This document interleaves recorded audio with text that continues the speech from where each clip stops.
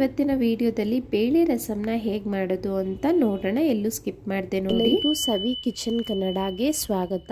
ದಯವಿಟ್ಟು ಸಬ್ಸ್ಕ್ರೈಬ್ ಮಾಡಿ ಸಪೋರ್ಟ್ ಮಾಡಿ.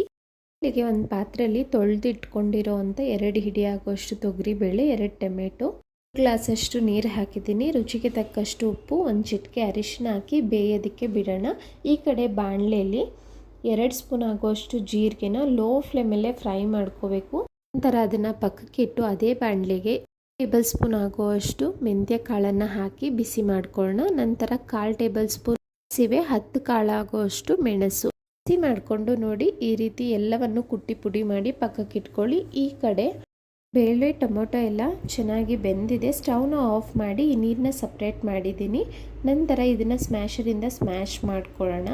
ಈ ನೀರಿಗೆ ಸ್ವಲ್ಪ ಹಸಿ ಕರಿಬೇವು ಹಾಕ್ತಾ ಇದ್ದೀನಿ. ಈಗ ಒಗ್ಗರಣೆಗೆ ಒಂದು ಬಾಣಲೆ ಇಟ್ಟು ಸ್ವಲ್ಪ ಎಣ್ಣೆ ಹಾಕಿ ಒಂದು ಅರ್ಧ ಸ್ಪೂನ್ ಸಾಸಿವೆ ಸಿಡಿದ ನಂತರ 5-6 ಎಸಳು ಬೆಳ್ಳುಳ್ಳಿ ಹಾಗೆ ಖಾರಕ್ಕೆ ತಕ್ಕಂತೆ ಮೆಣಸಿನ್ಕಾಯಿ ಹಾಕ್ಕೊಂಡು ಫ್ರೈ ಮಾಡ್ಕೊಳ್ತಾ ಇದ್ದೀನಿ.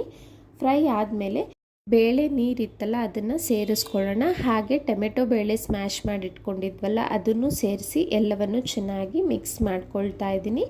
ಈಗ ಇದಕ್ಕೆ ರುಚಿಗೆ ತಕ್ಕಷ್ಟು ಉಪ್ಪನ್ನು ಹಾಕ್ಕೊಳ್ಳೋಣ.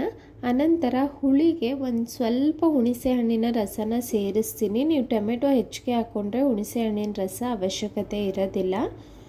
ನಂತರ ಇದೆಲ್ಲ ಕುದೀತಿರ್ಬೇಕಾದ್ರೆ ನಾವು ಪುಡಿ ರೆಡಿ ಮಾಡಿದ್ವಲ್ಲ ಅದನ್ನು ಸೇರಿಸ್ಕೊಳ್ತಾ ಇದ್ದೀನಿ. ಆಮೇಲೆ ಹಸಿ ತೆಂಗಿನಕಾಯಿ ತುರಿನ ಸೇರಿಸ್ಕೊಂಡಿದ್ದೀನಿ, 1 ಹಿಡಿ ಆಗೋಷ್ಟು. ತೆಂಗಿನಕಾಯಿ ತುರಿ ಹಾಕೋದ್ರಿಂದ ತುಂಬಾ ಚೆನ್ನಾಗಿರುತ್ತೆ ಟೇಸ್ಟು. ಅನಂತರ ಒಂದು ಸ್ವಲ್ಪ ಕೊತ್ತಂಬರಿ ಸೊಪ್ಪನ್ನ ಹಾಕ್ತಾ ಇದ್ದೀನಿ. ನೋಡಿ ಈ ರಸಮ್ನ 4ರಿಂದ 5 ನಿಮಿಷ ಕುದಿಸ್ಕೋಬೇಕು. ನಂತರ ಸ್ಟವ್ನ ಆಫ್ ಮಾಡಿ ಬಿಸಿ ಅನ್ನದ ಜೊತೆ ರಸಮ್ನ ಒಂದು ಸಲ ಟ್ರೈ ಮಾಡಿ. ನಮ್ಮ ಇವತ್ತಿನ ರೆಸಿಪಿ ನಿಮ್ಗೆ ಇಷ್ಟ ಆಯಿತು ಅಂದ್ಕೊಳ್ತೀನಿ. ಪ್ಲೀಸ್ ಇನ್ನೂ ಯಾರೆಲ್ಲ ಸಬ್ಸ್ಕ್ರೈಬ್ ಆಗಿಲ್ಲ ಸಬ್ಸ್ಕ್ರೈಬ್ ಮಾಡಿ, ಲೈಕ್ ಮಾಡೋದನ್ನು ಮರಿಬೇಡಿ. Thank you.